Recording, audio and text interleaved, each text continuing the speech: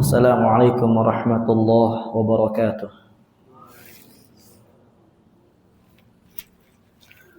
Alhamdulillahirabbil alamin. Wassalatu wassalamu ala asyrafil anbiya wal mursalin nabiyina Muhammadin wa ala alihi wa sahbihi ajma'in wa sallama tasliman katsira ila yaumiddin wa ba'd. Jamaah yang dirahmati Allah Subhanahu wa taala, nahmadullah tabaraka wa taala ala ma an'ama Allahu alaina bi ni'amihi al-katsirah wallati la tuhsa kama qala tabaraka wa taala wa in ta'uddu ni'matallahi la tuhsuha innal insana ladzalumun kafar. Kita memuji Allah Azza wa Jalla atas nikmatnya yang Allah Azza wa Jalla senantiasa berikan kepada kita semua, yang mana ketika kita hitung maka kita tidak akan sanggup untuk menghitung nikmat-nikmat Allah Azza wa Jalla yang Allah berikan kepada kita. Sebagaimana Allah firmankan, jika kita berusaha untuk menghitung-hitung nikmat yang Allah berikan, niscaya kita tidak akan mampu untuk menghitungnya. Dan manusia sifat mereka adalah zalim dan kufur nikmat. Jamaah rahimakumullah, kita akan melanjutkan kajian seputar masalah tauhid, yang mana dahulu kita telah berikan muqaddimah, pendahuluan bahwasanya tauhid terbagi menjadi 3. Tauhid rububiyah, uluhiyah, dan asma wa sifat. Adapun tauhid asma wa sifat, tentang nama dan sifat Allah, ini kita tidak bahas di sini. Nah, adapun tauhid rububiyah kita juga tidak akan bahas secara mendalam, karena itu adalah tauhid yang telah diikrarkan, ditetapkan oleh kaum musyrikin di zaman dahulu, seputar bagaimana keyakinan kita tentang Allah Azza wa Jalla Maha Mencipta, Maha Mengatur, Maha Memberi rizki, Maha Menghidupkan, merajai dengan raja yang mutlak, kerajaan yang bersifat mutlak. Ini adalah dakwah-dakwah yang tidak perlu kita dakwahkan kepada kaum muslimin. Sebagaimana Nabi SAW dan seluruh para nabi, mereka tidak mendakwahkan tentang dakwah tauhid rububiyah, karena mereka semua sebelum adanya nabi, di antaranya Nabi SAW, sebelum diutus Nabi SAW, mereka semua mengikrarkan yang namanya tauhid rububiyah. Bahkan sebelum adanya Islam, ada sebagian mereka yang namanya abdullah, hambanya Allah, dan yang semisalnya.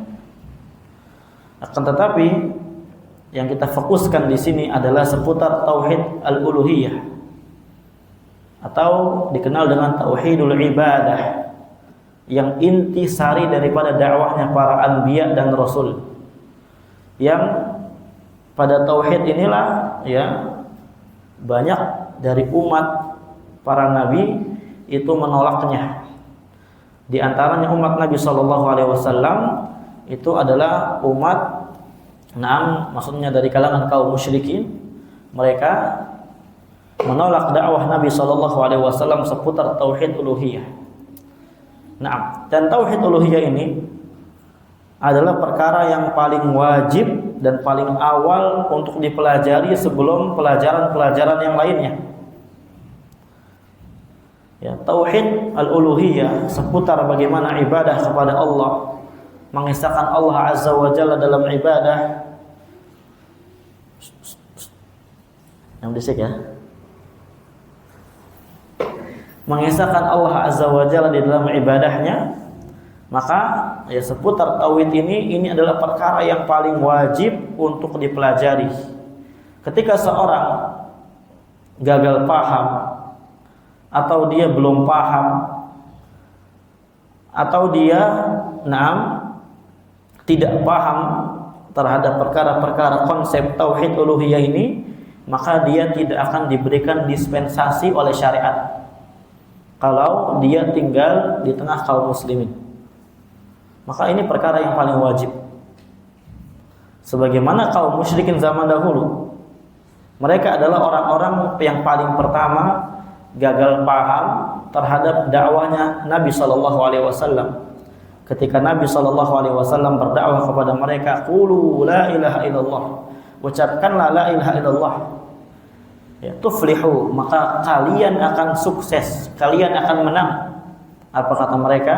Aja'alal alihata ilaha wahida, apakah mereka ini atau Muhammad ini mau menjadikan Tuhan yang banyak menjadi satu saja?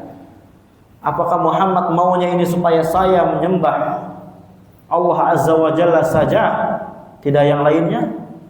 Inna hadza la syai'un ujab, ini adalah perkara yang sangat aneh dan ajaib. Dan dalam masalah tauhid uluhiyah ini, ya, di zaman sekarang, zaman fitnah sebagaimana yang kita katakan, satakunu fitnatun, kata Nabi SAW, kaqit'atin minal lail, yang mana fitnah tersebut kesesatan, ya, penyimpangan di dalam agama yang dia layaknya bagaikan potongan-potongan malam, yang sebagian orang atau sebagian besarnya bahkan mereka samar terhadap fitnah ini. Di antara fitnah yang sangat besar yang ada di zaman sekarang ini adalah tentang fitnah tauhid uluhiyah. Banyak syubhat di dalamnya, banyak orang yang gagal paham di dalamnya, banyak orang yang menyelewengkan di dalamnya, dan banyak juga sebagian orang yang dia tidak, ya, mengajarinya dengan detail. Ini adalah perkara yang sangat berbahaya. Ada sebagian mereka yang mengajari kitab-kitab Syekh Muhammad bin Abdul Wahhab, tapi hanya menggunakan matannya saja. Sehingga di dalam menjelaskannya keliru. Dipikir ini sesuai yang diinginkan oleh Syekh Muhammad bin Abdul Wahhab, ternyata tidak. Ini ada sebagian yang kayak gitu. Oleh karenanya kita, ya, kembali ke syarah rujukan kitab yang kita gunakan adalah kitab Syekh Shalih Al Fauzan. Jadi kita tinggal hanya, ya, mencermati, menerjemahkan, memahami dengan baik apa yang dijelaskan oleh Syekh Shalih Al Fauzan terhadap matan Kasyfus Syubhat, menyingkap, ya, kerancuan di dalam perkara tauhid al-ibadah, yang ada di tengah-tengah umat ini. Baik, kita masih di dalam pembahasan tentang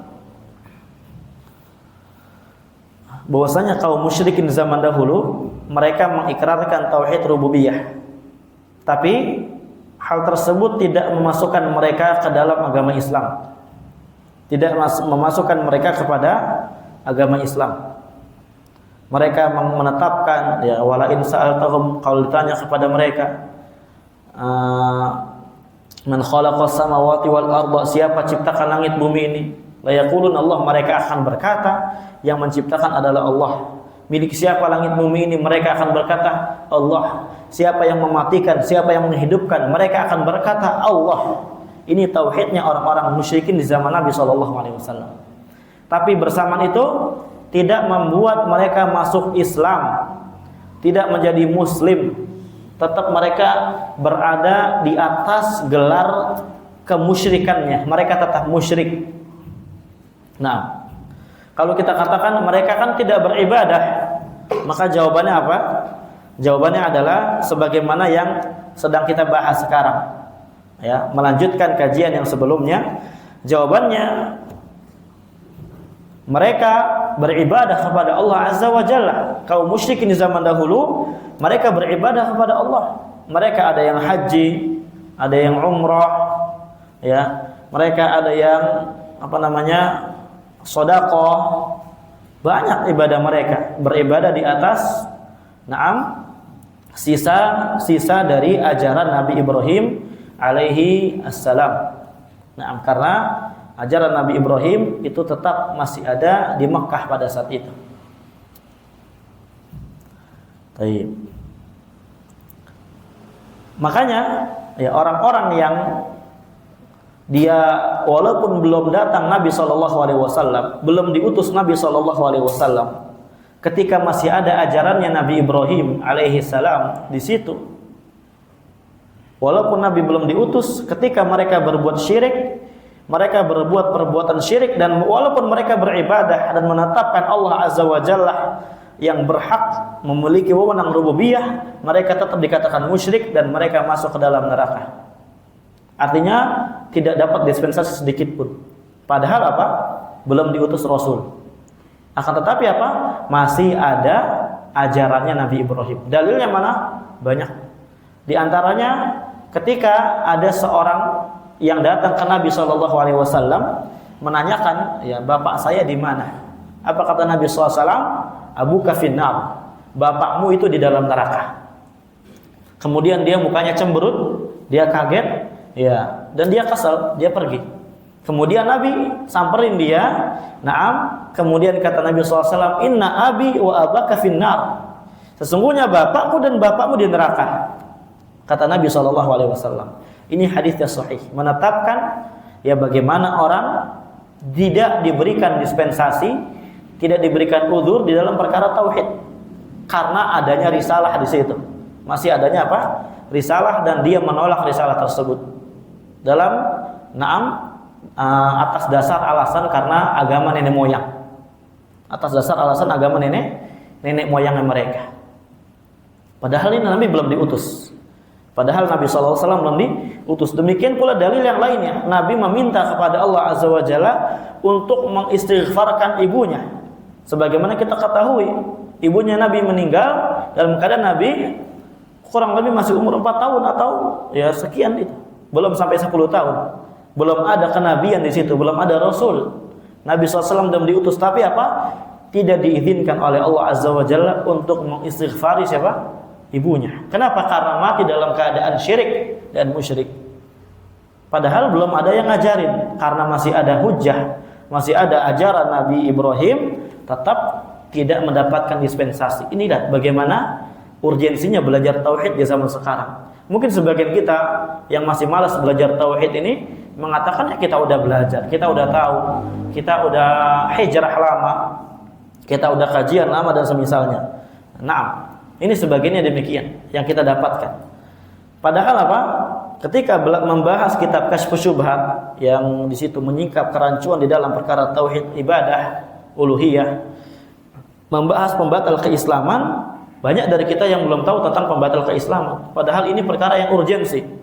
Makanya para ulama fikih dalam kitab-kitab mereka, baik Syafi'i, Maliki, ya Hanbali atau Hanafi, mereka ini adalah orang-orang yang para ulama yang sangat semangat di dalam menulis kitab-kitab tentang demikian. Pembahasan tentang hukum murtad. Makanya di dalam kitab fikih kalau kita belajar dengan runut, nanti ada namanya bab ahkami riddah. Bab ahkami riddah, bab hukum-hukum bagaimana seorang yang murtad dari agama Islam. Para ulama menyebutkan, ya kalau di dalam masalah fikih itu ada rinciannya dengan rincian yang sangat detail. Setiap bentuk disebutkan. Contohnya misalkan kalau ada orang yang lempar mushaf, misalkan ada orang yang cela Nabi, ada orang yang cela Allah, itu disebutkan. Makanya ada sebagian dari ulama yang sampai menyebutkan 200 pembatal keislaman, ada yang 300 pembatal keislaman dengan semisalnya. Nah, dan kita nggak usah rinci demikian ketika kita tidak memiliki waktu yang banyak. Cukup kita mempelajari bagaimana pembatal keislaman yang 10. Ini urgensi. Perkara yang wajib dipelajari oleh kita, harus tahu kita. Kalau kita nggak tahu, dalam keadaan kita punya waktu untuk belajar, apa ya nanti akan apa? Kita jawab di hadapan Allah Azza wa Jalla. Ketika kita melakukan perbuatan kufur kita nggak tahu, perbuatan syirik kita nggak tahu. Lihat, ini agama Islam tak sempurna. Nabi telah diutus, ya, ustadz banyak, ya, YouTube ada, Instagram ada. Apa yang membuat kita nggak mau memahami? Jangan-jangan kita telah terjatuh dalam pembatal keislaman, kita nggak tahu. Ini urgen. Dan perkara agama ini bukan perkara perasaan, bukan perkara ini kok dikit-dikit kita melakukan menjelaskan pembatal keislaman. Enggak. Justru ketika kita belajar tauhid la ilaha illallah uluhiyah, mau nggak mau kita akan terus berkecimpung dan terus membahas seputar tentang bagaimana pembatal keislaman. Karena syarat atau rukun daripada la ilaha illallah, dia harus apa? Menetapkan bahwasanya apa? Mengisbat, menetapkan bahwasanya hanya Allah Azza wa Jalla satu-satunya yang berhak diibadahi. Kemudian berikutnya kita harus kufur kepada tagut. Dan bagaimana bentuk kufur kepada tagut itu? Ini dirinci lagi oleh para ulama bagaimana bentuk kufur kepada tagut. Dan tagut itu apa saja. Jadi jangan sampai kita ketika mendengar tagut udah anti. Fobia dengan kalimat tagut, fobia dengan kalimat kufur, fobia dengan kalimat syirik, jangan. Ini adalah istilah Islam yang kalau kita benci terhadap istilah Islam, maka takutnya kita apa? Masuk pembatal keislaman juga. Disebutkan Syekh Muhammad bin Abdul Wahab, ya, seorang membenci tentang agama Islam, membenci ajarannya, walaupun dia beramal, maka dia apa? Kufur. Ijma'. Nah, dalam 10 pembatal keislaman itu, Syekh Muhammad bin Abdul Wahab menyebutkan ijma', kesepakatan para ulama tanpa ada silang pendapat sedikit pun. Dan ijma' di dalam ilmu agama, dalam ilmu usul fikih, itu adalah perkara dalil syar'i yang wajib kita amalkan. Enggak boleh kita enggak amalkan. Wajib itu hujjah. Enggak boleh enggak kita amalkan. Kalau kita enggak mengamalkan, sama seperti kita enggak mengamalkan Al-Qur'an dan Sunnah. Demikian pula qiyas yang sahih, qiyasul mu'tabar, qiyas yang dianggap wajib kita amalkan. Kita berpaling seperti layaknya kita berpaling dari Al-Qur'an dan Sunnah. Bahkan sebagian ulama mengatakan apa? Ijma' ini lebih tinggi kedudukannya daripada Al-Qur'an dan Sunnah. Kenapa? Karena nggak bisa dibantah ijma' itu. Kalau Sunnah masih bisa dicari-cari, oh ini dhaif, ini apa. Kalau Al-Qur'an, oh ini takwilnya ini dan itu. Tapi kalau ijma' ini ulama sepakat semuanya. Ulama apa semuanya sepakat tanpa terkecuali. Dan zaman dulu ya sulit untuk sepakat kayak gitu karena nggak ada WA. Ayo kita bareng-bareng sepakat, enggak. Ini kata para ulama. Walaupun jumhur mengatakan enggak, lebih tinggi Al-Qur'an Sunnah. Karena ijma' sandarannya ketika ulama ingin berijma' bersepakat pasti ada dalil Al-Qur'an dan Sunnahnya. Atau Al-Qur'an doang atau Sunnah doang. Disebutkan 10 pembatal keislaman, yang disepakati oleh para ulama dengan rinciannya yang ada. Dan beliau tidak menyebutkan yang diselisihkan oleh para ulama. Seperti contohnya kufurnya orang yang meninggalkan sholat. Ya, kufurnya orang meninggalkan sholat ini di dalam mazhab Hanbali, walaupun ya kalau kita lihat bagaimana ulamanya sendiri, ulama Imam Ahmadnya, Imam Syafi'inya, Imam Abu Hanifahnya, Imam Syafi'i dan Imam Malikinya, mereka imam-imamnya semua sebelum daripada adanya khilaf sudah sepakat adanya ijma tentang kufur yang meninggalkan sholat. Cuma hanya saja di zaman dahulu ada yang namanya syubhat tentang masalah kaum Murji'ah, Jahmiyah, orang-orang pengikut Jahm bin Safwan, yang dia pengikutnya Ja'ad bin Dirham. Yang mana Ja'ad bin Dirham ini adalah orang Yahudi dan dia masuk Islam dalam rangka menghancurkan Islam. Yang dia disembelih oleh pemimpin pada saat itu. Disembelih oleh pemimpin Khalid bin Abdullah Al-Busri pada saat itu, pemimpin Irak. Ya, ketika lagi adanya Idul Adha, khutbah, setelah khutbah silakan kalian pulang ke rumah kalian masing-masing. Silakan kalian menyembelih masing-masing di rumah kalian. Fa'annal yaum, adapun saya sekarang famuduhin bi Ja'ad bin Dirham, saya akan menyembelih Ja'ad bin Dirham, saya akan berkurban dengan kurban Ja'ad bin Dirham. Turun dari mimbar dipotong Ja'ad bin Dirham. Inilah ya para ulama zaman dahulu. Kalau kita mungkin ngelihat bagaimana sirah kisah ulama zaman dahulu, sebagian kita mungkin ada yang fobia, kok gini banget Islamnya. Emang kayak gitu. Islamnya kayak gitu. Jangan sampai kita ada pandangan dari oh ini Islam ini radikal banget, enggak radikal. Oh ini Islam ini kalau kita terapkan di zaman sekarang enggak relevan, enggak relevan. Islam itu cocok di setiap zaman. Oh ini Islam Arab ini kadala gurun. Cuma zaman gurun doang dipakainya sekarang. Enggak boleh kayak gitu. Ini kekufuran ijma' para ulama. Nah, yang saya mau jadikan syahid, Syekh Muhammad bin Abdul Wahab tidak memasukkan pembatal keislaman di dalam nawaqid Islam perkara yang khilaf. Contohnya tadi meninggalkan sholat. Padahal ya, Imam Ahmad dan Hanafi semua mereka berpendapat ya, ketika orang meninggalkan sholat maka dia kufur, kafir, mukhrijun minal millah. Syekh Muhammad bin Abdul Wahab berpendapat demikian.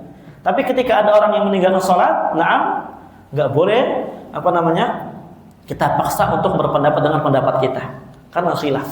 Adanya apa? Khilaf. Oh, kalau saya berpendapat enggak kafir, ya udah silakan sah. Ya. Oh, kalau saya udah silakan. Ini khilaf di tengah-tengah para ulama. Menunjukkan apa? Ini adalah perkara ijma yang tidak boleh diremehkan. Tidak boleh diremehkan. Bagaimana lihat para ulama. Nah, sekarang di sini kita akan melanjutkan bagaimana ya korelasi pembahasan kita ya dengan realita yang ada di zaman sekarang ini. Kita lanjutkan di sini. Qala lakin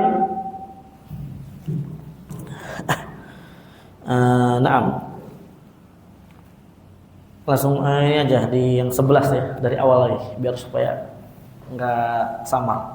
Wa hadza amrun tsanin min sya'nil musyrikin, dan ini adalah perkara yang kedua dari kebiasaan orang-orang musyrikin. Kama annahum ya'tarifuna bi tauhidir rububiyyah fahum aidan ya'buduna Allah fayad'unah.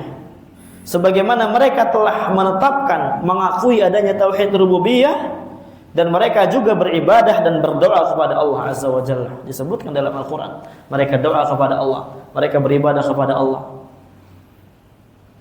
Wa yahujjuna ilal bait, mereka haji, wa ya'tamirun, mereka umrah, wa yatasaddaqun shadaqah, wa ya'buduna Allah, mereka beribadah kepada Allah bi anwa'in minal ibadah lakinnahum yakhlitunaha bisyirki. Mereka beribadah dengan macam-macam ibadah yang ada, tapi mereka menggabungkannya, ya menyatukannya dengan kesyirikan ibadah tersebut. Bihaitsu ya'buduna Allah wa ya'buduna ghairah, di mana dia beribadah kepada Allah dan beribadah kepada selain Allah.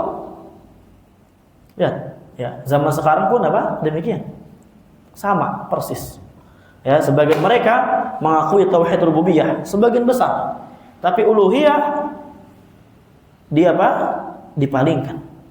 Ya, dalam rangka apa? Menghormati wali-walinya dan semisalnya. Bahkan ya kalau di Yaman, di tempat kita di Tarim terutama, ya Allah, ya ini kita kadang sedih melihat bagaimana akidah kaum muslimin, bagaimana orang Indonesia jauh-jauh ke sana. Tapi mereka apa? Syirik bukan cuma dalam perkara uluhiyah, dalam perkara rububiyah, yang mana Abu Jahal itu enggak syirik di dalamnya. Tapi mereka zaman sekarang berbuat syirik di dalamnya. Bahkan Syekh Fauzan mengatakan apa? Zaman sekarang istilahnya enggak ada orang syirik rububiyah, itu enggak ada, kata Syekh Fauzan. Ya ketika pada saat itu. Tapi di zaman sekarang nyatanya ada. Ya, ada yang namanya di Tarim itu makam namanya Ashabul Aulad. Jadi makamnya besar. Nah, ini namanya Ashabul Aulad. Apa Ashabul Aulad ini? Seorang kalau nggak punya anak, silakan taruh batu di atas apa namanya pelesteran makamnya itu, maka dia akan punya anak. Dan banyak sekali batu di situ, menunjukkan apa? Yaf'alun, mereka lakukan. Ini namanya syirik rububiyah. Mereka meyakini ada yang membuat manfaat selain daripada Allah, padahal orang musyrikin kalau ditanya, dan mereka sendiri yang mengucapkannya, wa ya'buduna min dunillah ma la yadurruhum wa la yanfa'uhum. Wa yaquluna haula'i syufa'una indallah. Mereka beribadah kepada Allah yang mana tidak membuat mereka mudarat. Mereka yakin orang musyrikin ini yang saya sembah tidak membuat mudarat bagi saya, enggak bisa memudaratkan saya, dan tidak memberikan manfaat juga buat saya. Tapi saya beribadah kepada mereka supaya mereka ini menjadi penolong saya di sisi Allah. Ketika saya berikan hajat, ya tolong apa namanya nanti kirimkan kepada Allah Azza wa Jalla. Ini kayak gitu dulu zaman Nabi SAW kaum musyrikin. Enggak ada yang meyakini bahwasanya ini kuburan ini dapat manfaat. Oh ini akan memberi, oh ini akan datang berkah. Enggak ada zaman dulu, sama sekali enggak ada. Ya. Dan mati pada saat itu kaum musyrikin khalas. Ya, dibunuh, diperangi oleh Nabi SAW. Terus sampai zaman Imam yang 4 enggak ada yang namanya syirik kubur, enggak ada. Syirik adrihah ini kubur yang dibangun, umpamanya kayak ruangan kayak gini, dia ada kuburannya dan dibangun megah, luas. Itu enggak ada. Kecuali itu adalah zaman dulu adalah zamannya kebiasaan orang-orang Yahudi. Dalam hadis yang sahih Nabi bersabda SAW, la'natullah 'alal yahudi wa nasara ittakhadhu qubur anbiya'ihi masajid. Allah laknat Yahudi dan Nasrani karena telah menjadikan kuburan Nabi mereka sebagai masjid. Masjid itu tempat ibadah. Dia baca Quran, sholat, zikir. Bahkan di sana Ya, nggak enak kita sebut namanya. Ada pokoknya Habib. Ya, makamnya besar pokoknya Habibnya. Ya, itu banyak yang tidur di situ. Ada yang tidur. Orang Indonesia dari jam 9 pagi kadang ke situ sampai sore, ya Allah, kasihan kita. Ya, udah jauh-jauh mahal. Udah mana mereka itu kalau kuliah di sana tuh mahal. Setahun itu berangkat sama ke sana itu bayar setahun tuh 50 juta. Ya, kalau mau upgrade, mau diperpanjang, ya tajdid namanya, setahun lagi bayar 20 juta. Beda dengan kita Darul Hadis yang kismin pun bisa masuk ke sana. Ya, istilah kata kita cuma beli tiket, beli apa segala macam, visa, ya nggak sampai 50 juta, mungkin 20 juta atau 16 juta, udah merasa aman sampai sana. Di sana kita miskin, makan seadanya, dikasih syekh. Kalau kita nggak punya duit, dibagi uang sama syekh. Kita nggak bisa beli buku, diberikan buku sama syekh. Jangan sampai kata syekh, ada orang yang dia nggak punya apa-apa, nggak minta, bilang itu kismin, ke sana kita. Ini tapi kita belajar yang benar. Ini ya Allah udah bayar mahal-mahal. Bahkan ada nisan besar, di situ tulisannya ya titik namanya. Ini kan berdoa, memanggil doa. Kemudian bawahnya Bismillahirrahmanirrahim, bawahnya ada tentang adab-adab berziarah, bawahnya tentang cara beristighosah dengan dia. Dan memang mereka sendirilah yang sebelum meninggal itu menyuarakan, kalau umpamanya ada hajat, ada apa segala macam, silakan datang ke kami. Sesungguhnya kami zahirnya mati, tapi hakikatnya enggak mati kami. Naudzubillah. La ilaha illallah. Ini syiriknya asyaddu minal awwalin, lebih parah dari kaum musyrikin awalin. Bahkan Syekh Shalih Al-Utsaimin dalam kitab Qawaidul Arba beliau menyebutkan orang musyrikin zaman sekarang itu lebih parah daripada orang musyrikin zaman dulu dari 14 sisi. Di antaranya, orang musyrikin zaman dulu, mereka beribadah kepada berhala mereka, patung mereka, kepada orang soleh, kepada Isa, kepada Uzair, kepada malaikat, kepada wali min awliyaillah, kepada kubur, kepada adriha. Mereka tuh ketika waktu lapang saja, ketika waktu genting, darurat, urgen, mereka ikhlas kembali kepada Allah Azza wa Jalla. Di dalam Al-Quran, kalau kita baca, pasti ketemu. Ya, fa idza raqibu fil fulki da'ullaha mukhlishina lahuddin. Ketika mereka naik kapal, ya, mereka ikhlas berdoa kepada Allah Azza wa Jalla. Kenapa? Karena digoncang ombak besar. Dalam surat Luqman yang lainnya ada dijelaskan juga. Falamma najahum ilal barri idza hum yusyrikun. Tapi ketika mereka Allah Azza wa Jalla selamatkan ke daratan, tiba-tiba mereka syirik lagi karena udah lapang. Kalau zaman sekarang apa? Justru makin melarat, makin syirik. Iya, betul. Makin susah, makin syirik. Makin gak dapat rezeki, makin sering ke kuburan. Serius. Di sana pun demikian. Kita saksikan itu. Jadi nggak ada, ini cuma ini doang. Enggak, di sana pun demikian. Wal'iyadu billah. Tetapi pengikut-pengikut mereka itu ya hanya di Yaman Selatan. Yaman Selatan tempat panas. Makanya mereka mungkin sering panas karena di tempat panas. Ya.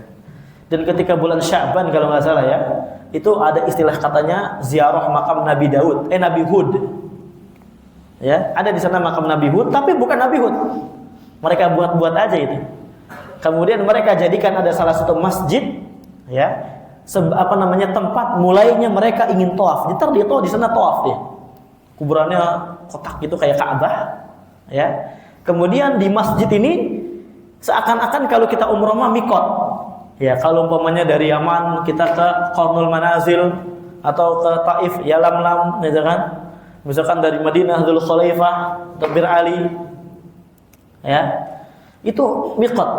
Labbaikallah umrah, ya. Labbaikallah umratan aw hajjan, atau mau haji juga. Mereka di situ bukan mau haji, bukan mau umrah. Tapi mereka ngambil mikot di situ, semua jalan rame-rame sampai makam Nabi Hud, mereka tawaf. Kama yatufu bil bait, sebagaimana mereka tawaf di Baitul Haram. Na'udzubillah. La ilaha illallah. Isyhada. Apa ini? Ya. Kama yaf'aluna al-musyrikuna al-awwal, sebagaimana hal ini dilakukan oleh musyrik zaman dulu. Di antara bentuk mendingnya orang musyrikin zaman dulu daripada zaman sekarang, kalau musyrikin zaman dulu beribadahnya betul kepada wali, betulan wali. Kepada Isa, kepada Uzair, kepada wali min auliyaillah, kepada Lat, yang orang yang suka bikin adonan, ya orang soleh. Ya, yang lain-lain kepada para nabi, kata Nabi SAW, ala wa inna man kana qablakum kanu yattakhiduna qubur anbiya'ihim masajid. Sesungguhnya ketahuilah wahai sahabat, sesungguhnya orang-orang sebelum kalian mereka menjadikan kuburan nabi mereka sebagai masjid. Kuburan nabi itu betulan nabi. Ya. Amma ini anhakum an dzalik. Adapun saya menghalangi kalian daripada hal itu. Fala tattakhidul qubura masajid. Jangan jadikan kalian kuburan sebagai masjid tempat ibadah, kata Nabi SAW. Ini banyak sekali dalam hadis. Nah, kalau di zaman sekarang, ya betulan ke wali juga, tapi bukan waliullah, tapi waliun min auliya'i syaitan. Nah, wali-wali setan. Bahkan, mohon maaf, orang gila dijadikan wali. Ya, dengan dalih apa? Kita jangan lihat bagaimana gilaannya dia. Kita lihat hatinya. Itu kenapa gila? Karena saking fokusnya ibadah kepada Allah. Saking khulu namanya katanya. Memfokuskan, mengkosongkan dunia, dia murni kepada Allah Azza wa Jalla. La ilaha illallah. Seakan-akan Nabi SAW enggak kayak gitu. Nabi adalah orang yang paling fokus kepada Allah, tapi enggak gila. Ini bagaimana? Banyak ya bentuk-bentuknya lagi. Naam. Wa ya'buduna ghairah wa hadza la yanfa'uhum syai'an. Hal yang demikian tidak memberi manfaat sedikit pun bagi mereka. Li'anna syirka yubtilu ibadatahum, karena syirik itu membatalkan ibadah mereka. Wal ibadah la tanfa' illa ma'al ikhlas. Ibadah enggak akan bermanfaat kecuali bersama ikhlas. Walihada yaqulu jalla wa ala, oleh karenanya Allah berfirman, wa'budullah wa la tusyriku bihi syai'a. Wajib bagi kalian untuk beribadah kepada Allah, jangan berbuat syirik dengan suatu apapun kepada Allah Azza wa Jalla. Ini dia. Kalau dikatakan dia kan enggak paham syirik, enggak paham tauhid, enggak mungkin enggak paham kecuali dia enggak belajar. Dan orang yang enggak belajar, ulama sepakat, ijma' seluruh ulama, na'am, dia tidak akan diberikan dispensasi. Enggak. Orang yang enggak belajar padahal di depannya masjid. Nah. Wa qala, Allah berfirman, "Faman kana yarju liqa'a rabbih falyamal 'amalan shalihan wa la yusyrik bi ibadati rabbih ahada."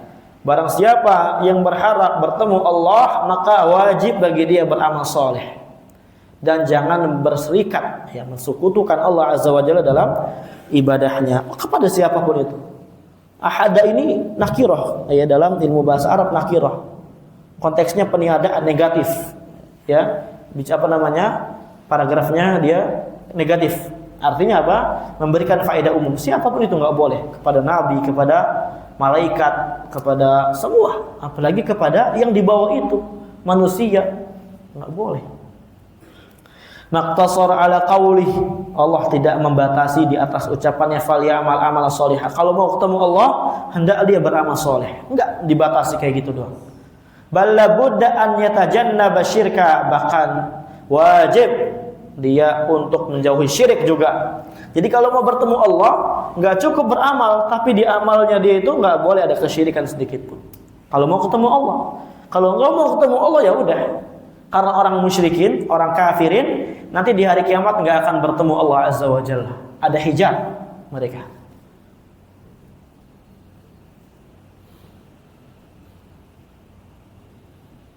Fa idza kana lam yatajannabi syirka, kalau dia tidak menjauhi syirik, walau kana ya'malu a'malan katsiratan, walaupun dia beramal dengan amalan yang banyak, fa innaha tubtilu wa la tanfa'. Amalan tersebut, ya, kesyirikan amalan tersebut tabtulu, batal, wala tanfa'u, enggak bermanfaat bagi dia.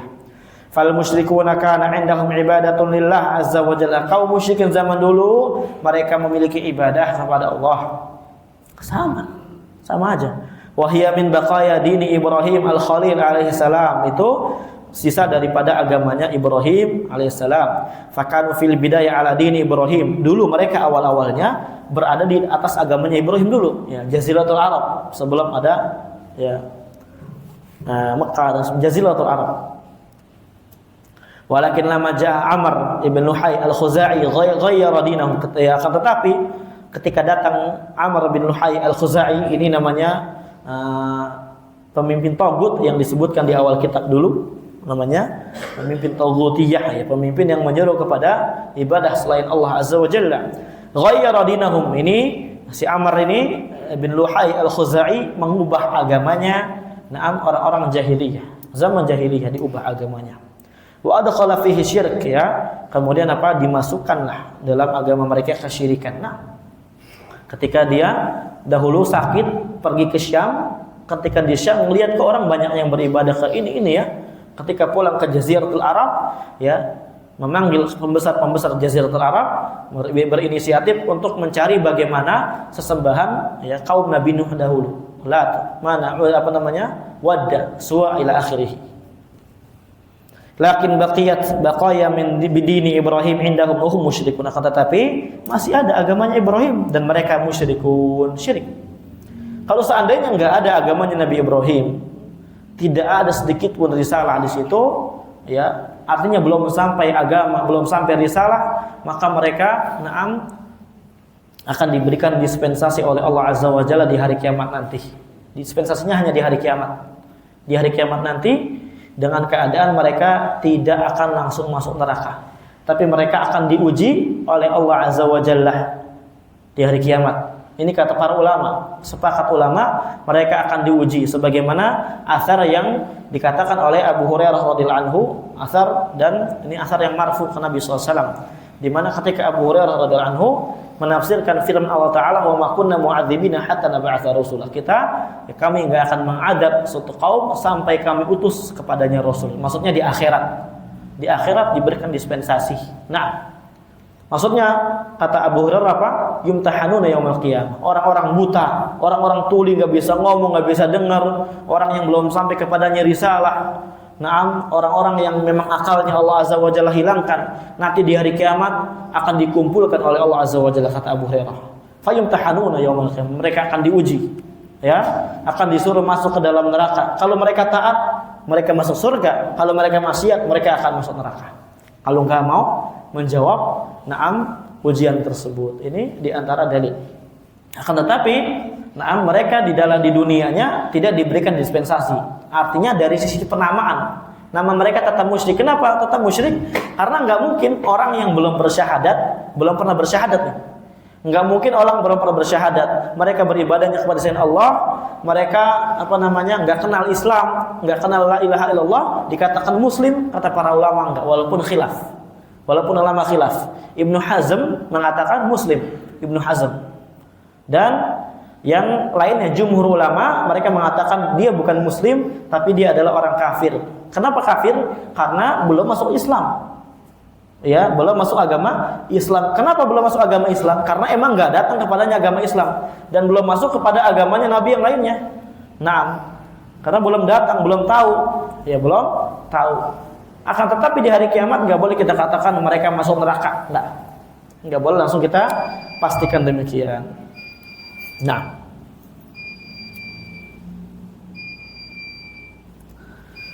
kenalan dulu.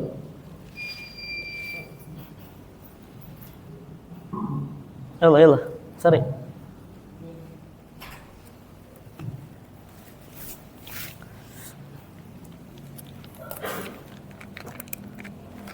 Allah berfirman, wa idza masakumud-dur fil bahr dhalla man tad'una illa iyyah. Ketika kalian tertimpa mudarat di lautan, maka hilanglah semua yang kalian doa kepadanya dari patung-patung yang ada, illa iya, kecuali fokus kalian hanya kepada Allah Azza wa Jalla saja di dalam berdoa. Ini kata Allah. Falamma najakum ilal barri a'radtum. Tetapi ketika Allah selamatkan kalian ke daratan, a'radtum, kalian berpaling.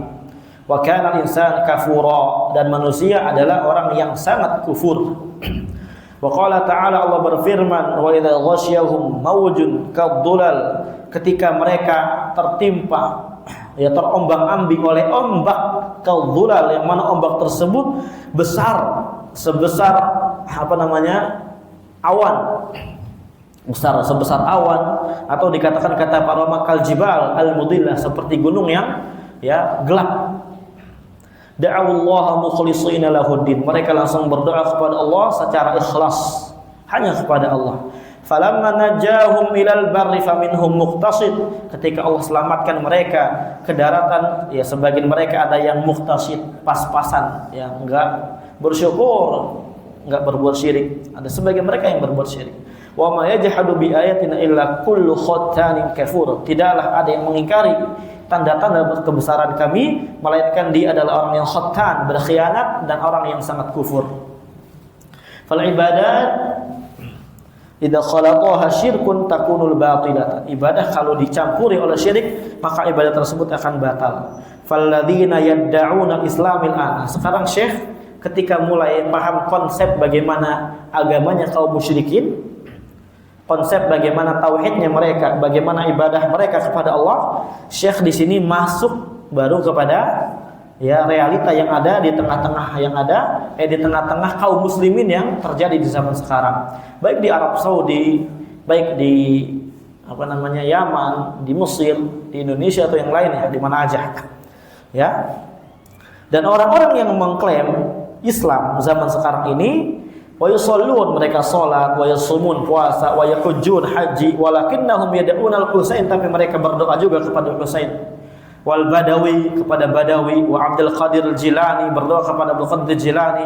Haula imithul musyrikin awal, mereka seperti orang musyrikin al-awwalin, bahkan orang musyrikin awalin itu lebih mending sebagaimana yang kita katakan tadi. Insyaallah kesempatan pertemuan yang akan datang kita akan berikan sedikit sisi daripada sisi-sisi buruknya kaum musyrikin zaman sekarang dibandingkan kaum musyrikin al-awwalin, dan juga kita akan mendalami lagi bagaimana konsep sebagian orang yang mengklaim dirinya telah masuk agama Islam atau mengklaim memeluk agama Islam, padahal jauh sekali dari nilai Islam. Kita akan bawakan insyaallah penjelasan beserta dalilnya supaya ilmiah, karena ini adalah agama Allah, bukan agama seseorang. Kita harus ilmiah, harus ikutin dalil ya Al-Qur'an, Sunnah, dan bagaimana pemahaman para ulama Ahlussunnah wal Jamaah.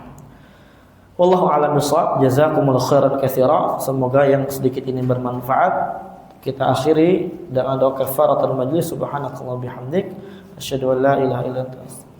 Assalamualaikum warahmatullahi wabarakatuh.